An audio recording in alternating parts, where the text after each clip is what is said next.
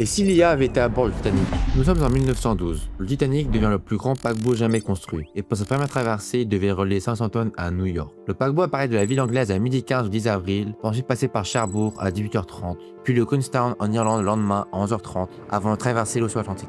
2200 personnes se trouvant à bord. Le matin du 14 avril à 9h, un paquebot britannique signale le plus grand paquebot du monde des glaces à un certain endroit. Puis 3 autres paquebots en déclarent aussi durant la journée au même endroit. Pendant la soirée, un dernier paquebot envoie de nouveaux messages signalant de grands icebergs, 2 heures avant le drame que nous connaissons tous. Les conditions météorologiques de cette nuit étaient exceptionnelles, ne pouvant permettre de distinguer le moindre objet au loin. À 23h40, la vigie aperçoit un iceberg au large des côtes de Terre-Neuve, dans les eaux glaciales de l'Atlantique Nord. Malheureusement, il était trop tard. La coque se retrouve éventrée, 5 compartiments sont inondés. Cet événement tragique a causé environ 1500 morts. Et si l'IA avait été là, une IA embarquée à bord du Titanic, reliée à des capteurs météo, aux vibrations de la coque, aux communications radio, pouvant capter un changement de température de l'eau, une baisse de visibilité, prédire 30 minutes à l'avance la présence d'un iceberg, calculer une trajectoire d'évitement, envoyer un alerte automatique à la passerelle, corriger le cap et ralentir la vitesse. Il n'y aurait pas eu de collision. Et si l'impact est quand même lieu, l'IA prend le relais, coordonne l'évacuation, gère en temps réel la répartition des canons de sauvetage, alerte où il est à proximité avec une géolocalisation précise. Le nombre de survivants n'aurait pas été de 700 personnes,